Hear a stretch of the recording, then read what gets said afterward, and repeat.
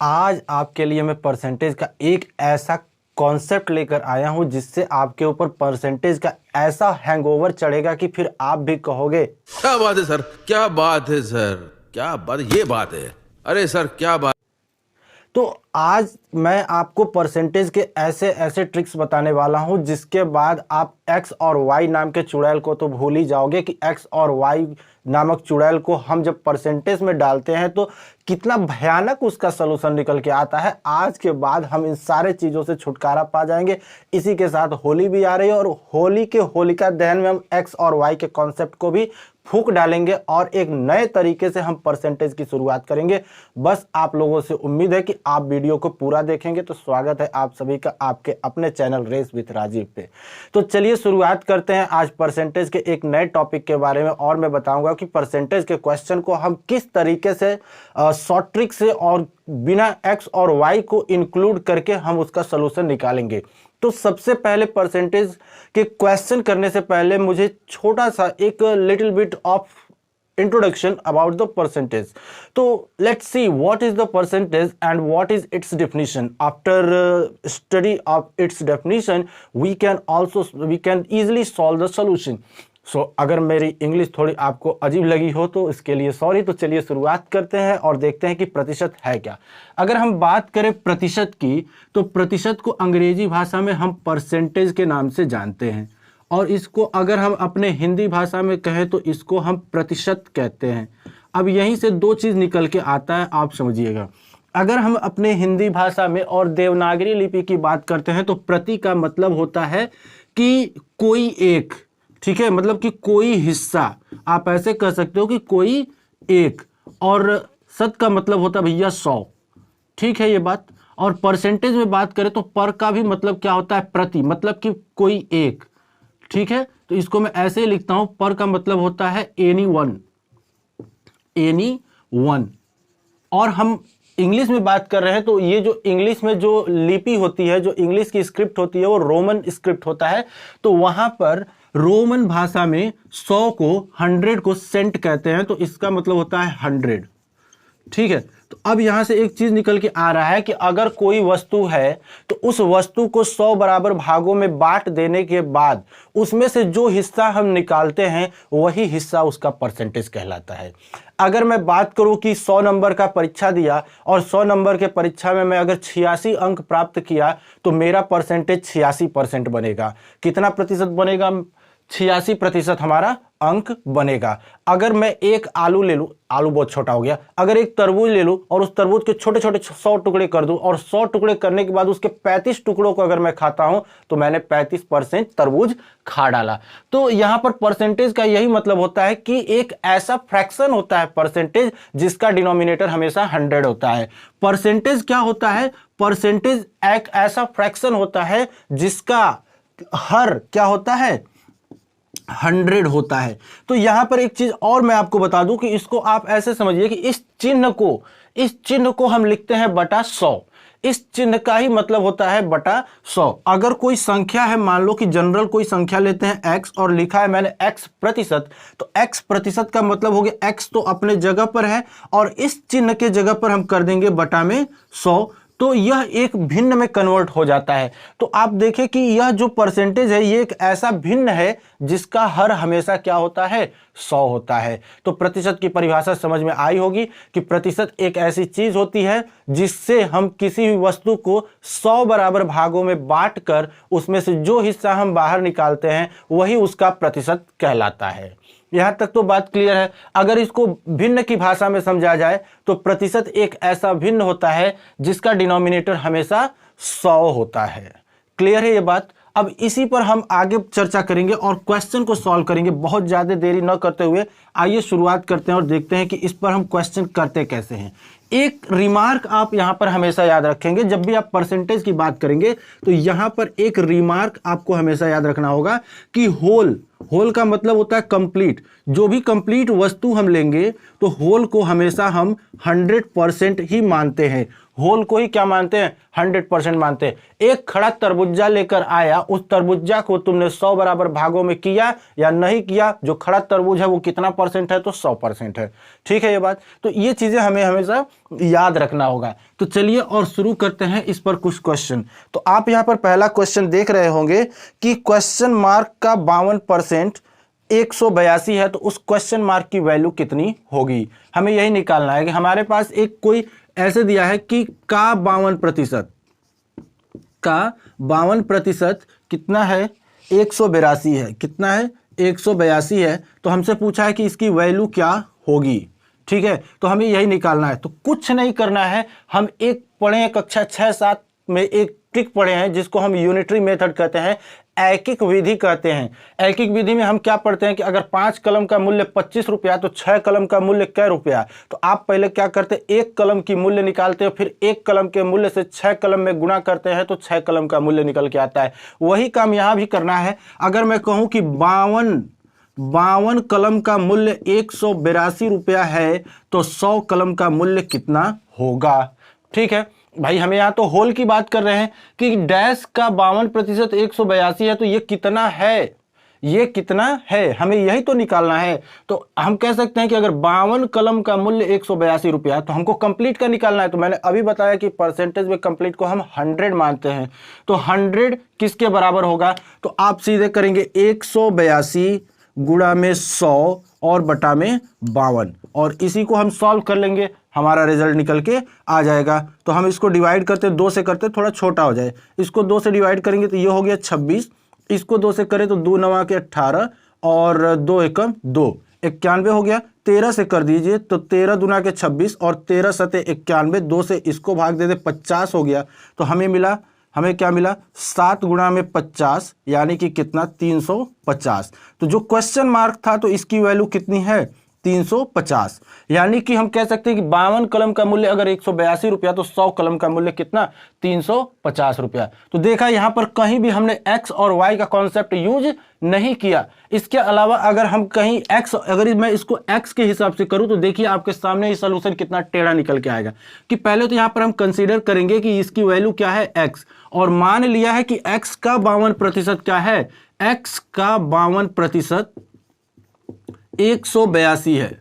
x का 52% 182 है। तो हम क्या लिखेंगे? x गुणा में 52 और प्रतिशत के जगह पर लिखेंगे बटा में 100 और इधर करेंगे 182। फिर इसको हम थोड़ा सा सॉल्व करेंगे तो इसको डिवाइड करेंगे तो ये 2 हो जाएगा, इसको डिवाइड करेंगे तो ये 50 हो जाएगा। अरे ये क्या? 26 होगा।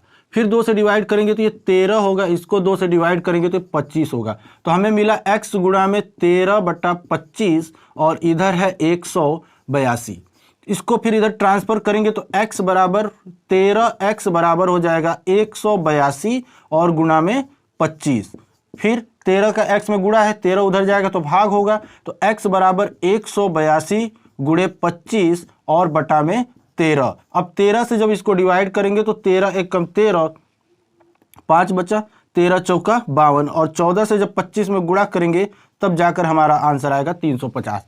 तो ये देखिए यहाँ पर जब हमने x नामक चुड़ैल को इसमें घुसाया तो हमारा सोल्यूशन बढ़ गया, और यहाँ पर जब हमने बिना x वाले से किया तो हमारा सोल्यूशन इजी हो गया। तो यहाँ पर हम यही कॉन्सेप्ट यूज करेंगे कि किसी भी परसेंटेज के सवाल में हम x को नहीं डालेंगे, और बिना x और y को यूज किए बिना भी हम क्या करेंगे? सॉल्यूशन निकालेंगे। एक ही विधि है जिसको हम कहते हैं ऐकिक विधि, यूनिटरी मेथड। और यूनिटरी मेथड हम बचपन से पढ़ते आ रहे हैं, जब हमारे दूध के दांत टूटे थे तब से।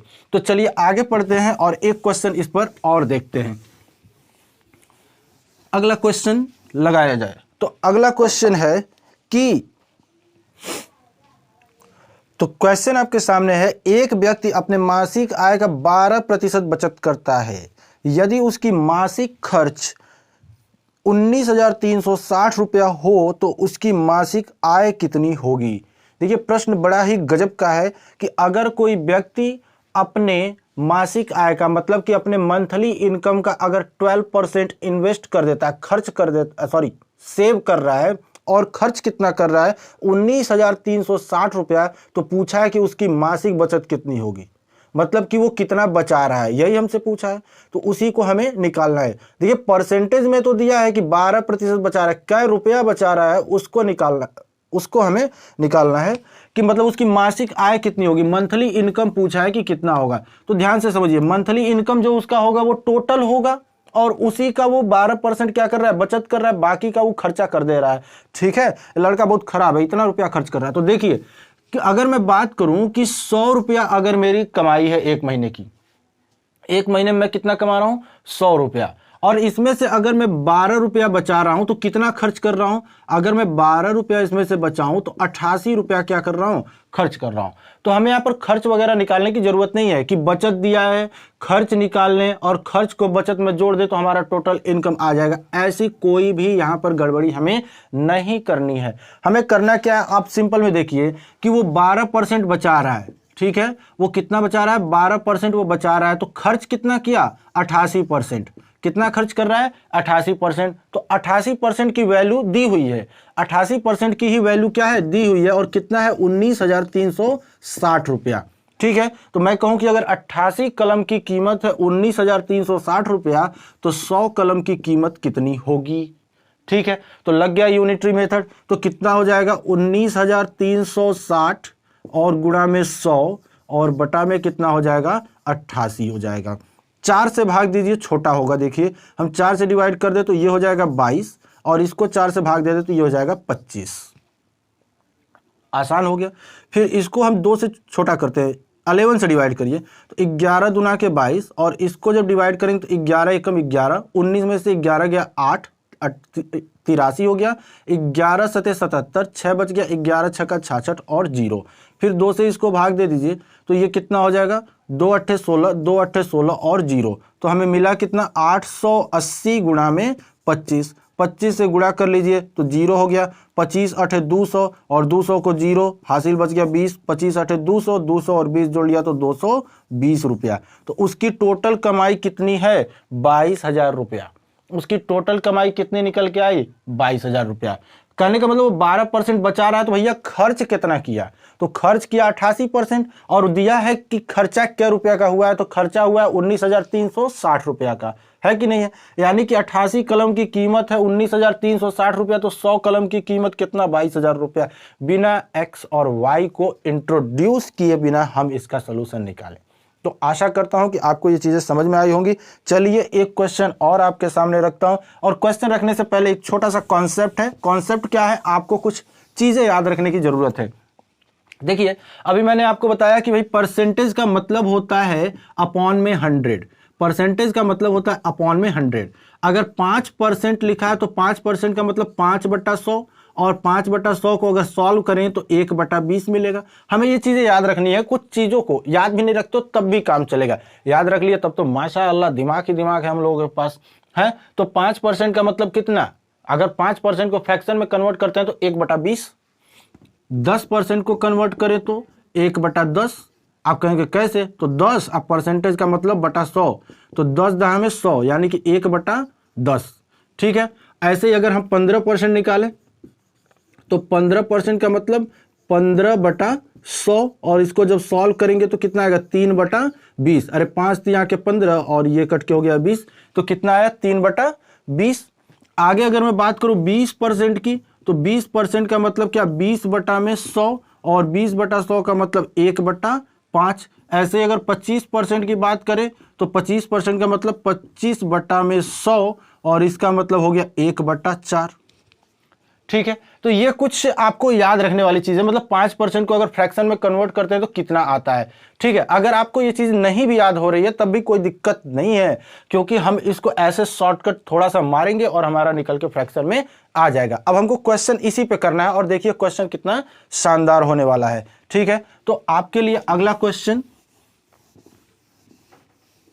आपके मोबाइल स्क्रीन पर मौजूद है। ठीक है, और हमारे पास क्वेश्चन है कि यदि ए की आय बी की आय से 25% अधिक हो तो बी की आय ए के आय से कितना प्रतिशत कम है। ठीक है, तो क्वेश्चन क्या है कि अगर ए की आय बी की आय से 25% अधिक है, यानी कि ए जो है वो बी से 25 रुपया ज़्यादा कमाता है।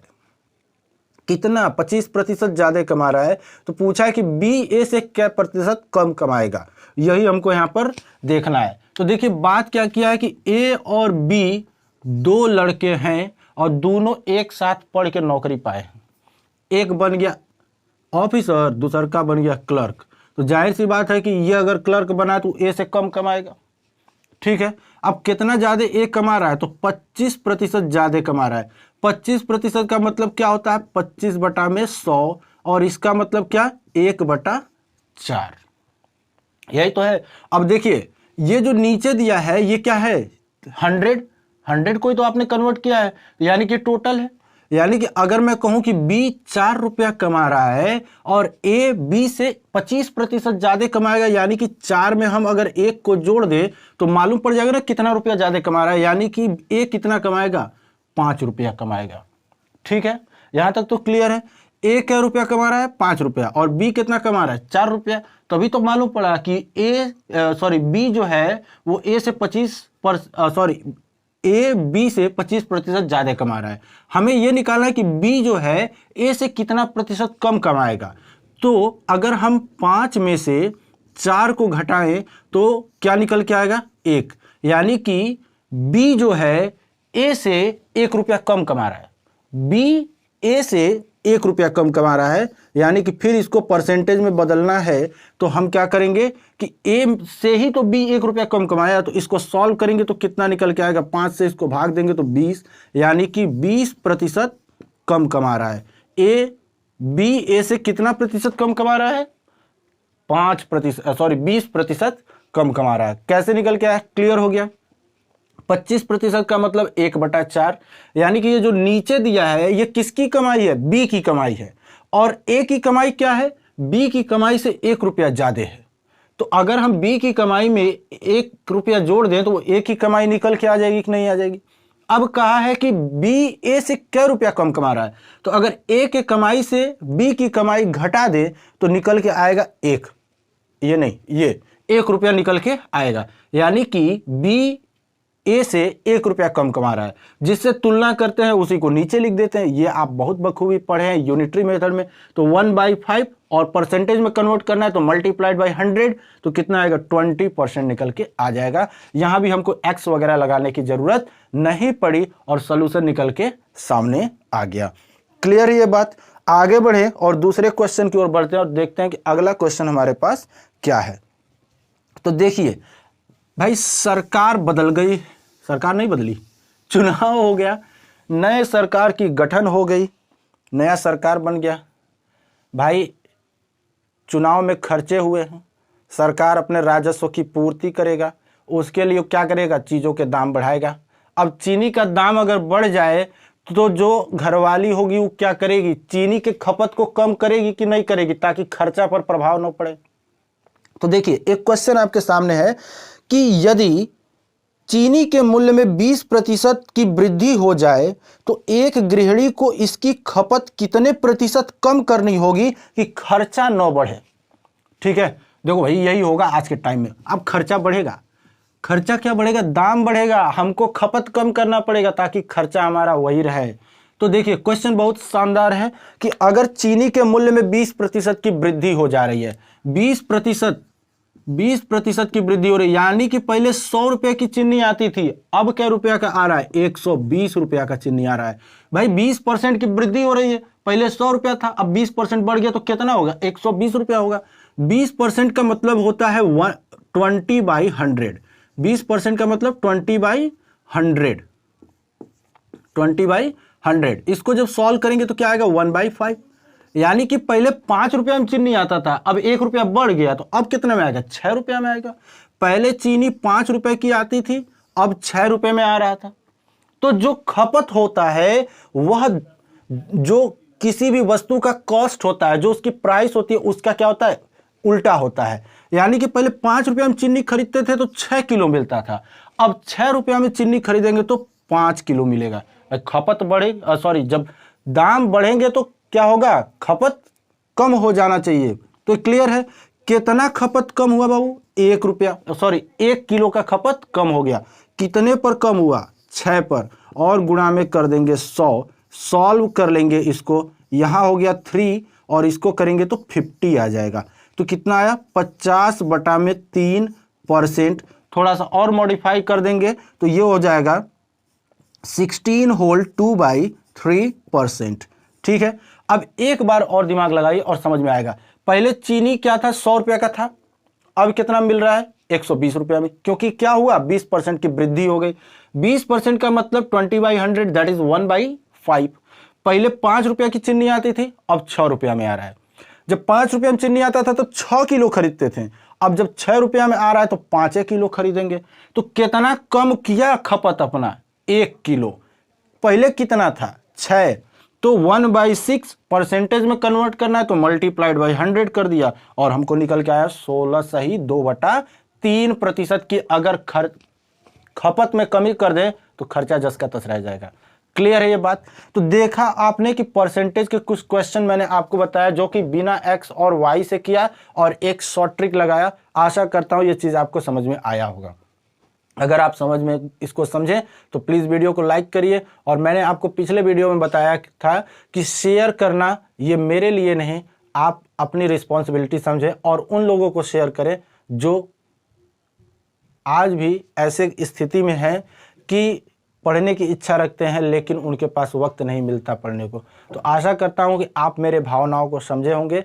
तो अगर आप चैनल पर नए हैं तो चैनल को सब्सक्राइब किए बिना मत जाइएगा। हम अगले वीडियो में परसेंटेज के कुछ और क्वेश्चन लेकर आएंगे। तब तक आप रेस विथ राजीव के साथ बने रहिए। Good bye.